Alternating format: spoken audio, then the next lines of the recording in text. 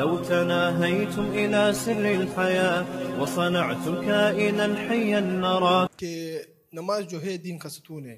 جی ہم لوگ نماز پڑھتے ہیں, اس کے لیے ہم لوگ مثلا تکلیفیں یہ سمجھو مثلا صبح اٹھتے ہیں, مثلا وضو کرتے ہیں, اللہ کے لیے کرتے ہیں. جی جب مسجد میں آتے ہیں مفتی صاحب تو نماز کو مثلا ہم یہ کرتے ہیں مثلا کہ سکون کے ساتھ پڑھے, کوئی تکلیف وغیرہ جو بھی چیز ہو ہم لوگ اپنی ذہن سے نکال دیں.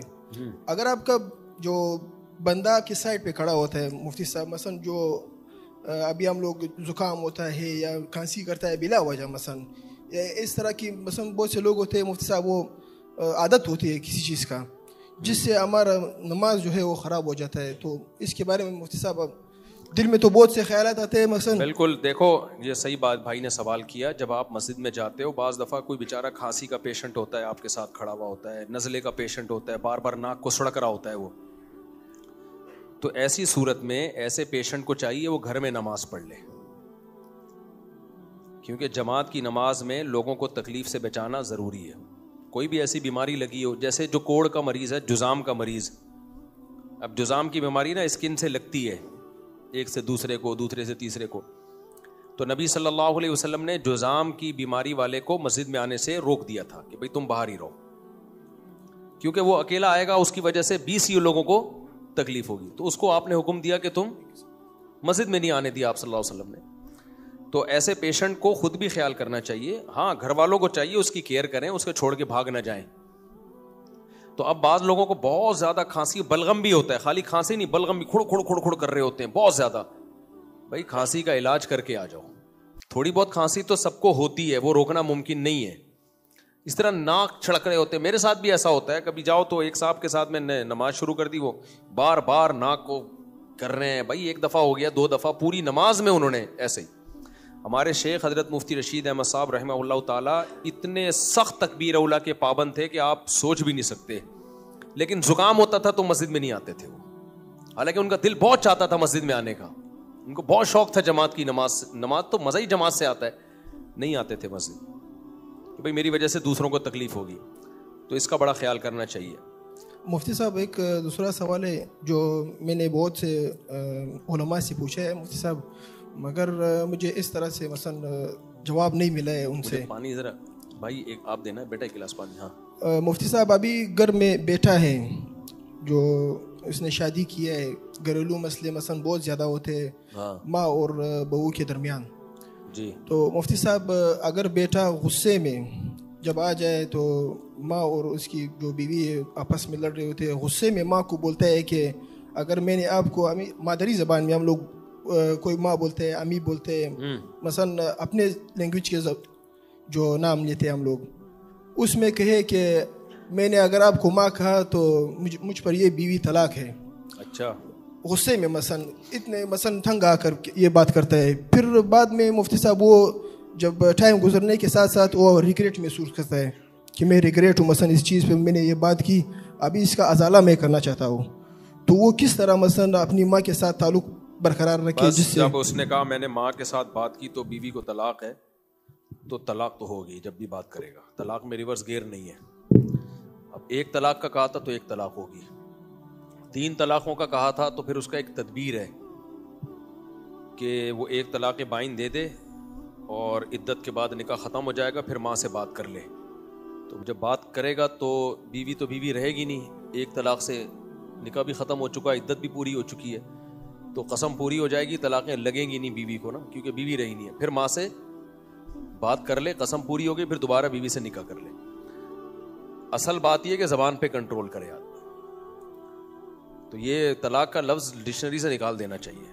یہ کھیل نہیں ہے کہ بات بات پہ یہ کر دیا تو طلاق. میں پہلے ایک چھوٹی سی بات کر لوں. دیکھو ایک چیز کا بہت خیال کیا کرو, جیسے آج میں نے بیان کیا نا استغنا پر, ایک تو میں 1-2 مثالیں استغنا کی اور دوں گا, اور پھر میں ایک اور اہم بات, کیونکہ جہازوں کے سفر میں, ٹرینوں کے سفر میں ہمیں کچھ چیزیں اور دیکھنے کو ملتی ہیں جو دینداروں میں کچھ خرابیاں نظر آتی ہیں ہمیں.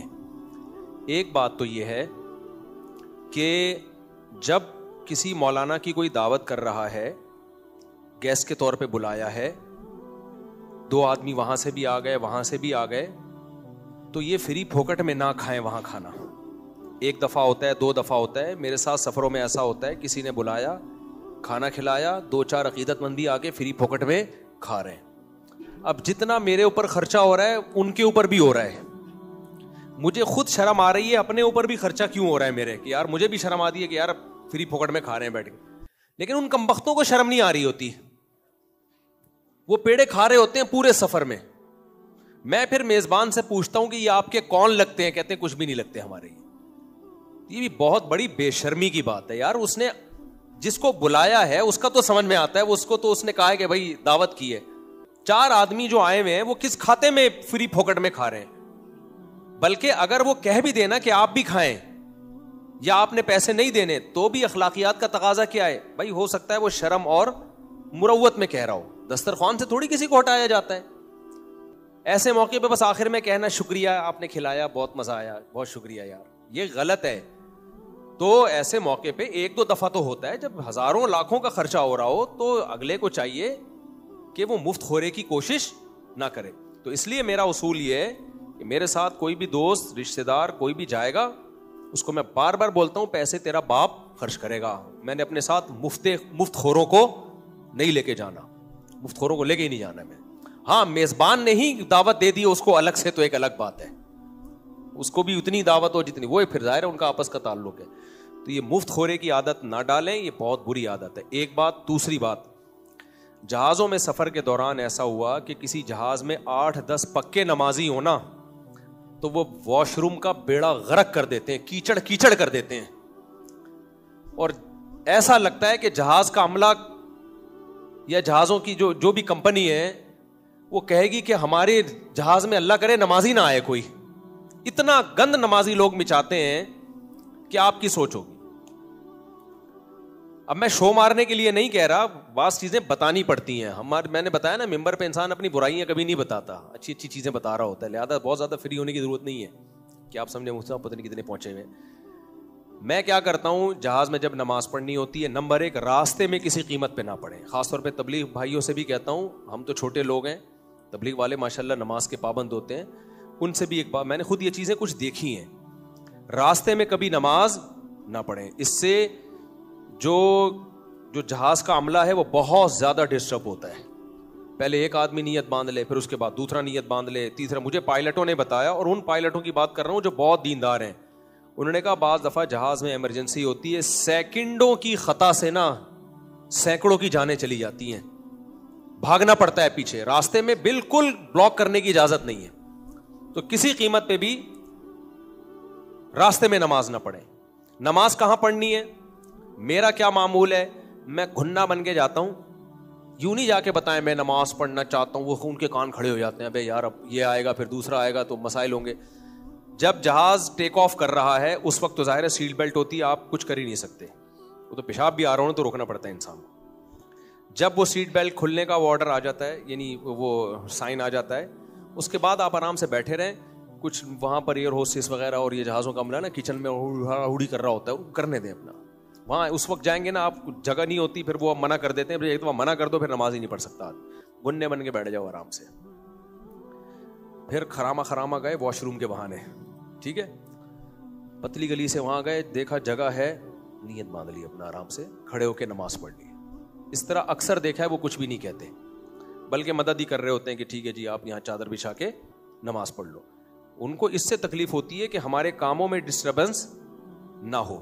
ظاہر ہے وہ ایک جہاز کے SOPs بہت سخت ہوتی ہیں, کیونکہ جہاز کا ذرا سا حادثہ ذرا سا نہیں ہے, کباب پراٹھے بن جاتے ہیں انسان کے. بس کی ٹکر ہوگی نا, آپ کا ایک آدھ پرزہ دائیں بائیں ہو جائے گا, وہ جڑ بھی جاتا ہے دوبارہ. AO کلینک میں پرزے ہی جوڑنے کا کام کیا جاتا ہے, ٹھیک ہے نا. ایسے بہت سے لوگ ہیں پورے الگ الگ ہوئے تھے, پوری ریپیئرنگ کر کے دوبارہ سے ان کو کھول کے دوبارہ جوڑ دیا ڈاکٹروں نے. لیکن جہاز میں ایسا نہیں ہوتا, ذرا سی بھی کوئی غلطی ہوئی, کوئی ایمرجنسی ہوئی تو ایسی کی تیسی سارا جہاز ایک دم سے برباد, یعنی اس کا تو حادثے میں پھر ریورس گیئر ہی نہیں ہے نا. تو آپ نے کیا کرنا ہے, گھننے بن کے جانا ہے, ایسے خراما جیسے آپ نماز پڑھنے نہیں جا رہے.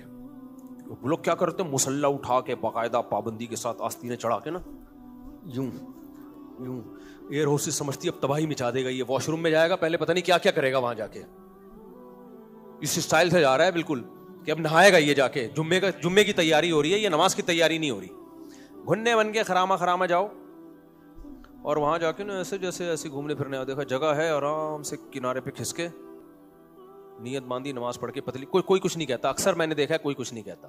اور اگر پھر بھی منع کر دیں کہ نہیں پڑھنی تو پھر آرام سے لڑو نہیں, پھر ان سے جا کے بیٹھ کے سیٹ پہ بیٹھ کے پڑھ لو اور ایئرپورٹ پہ اتر کے اس نماز کو احتیاطاً دہرا لو, کیونکہ فرض نماز میں قبلہ رخ کا تعین بھی ضروری ہے اور کھڑے ہو کے پڑھنا بھی ضروری ہے. تو وہ بیٹھ کے جو نماز ہے اس کو لوٹایا جائے گا. ہوا و حرص والا دل بدل دے, میرا غفلت میں ڈوبا دل بدل دے.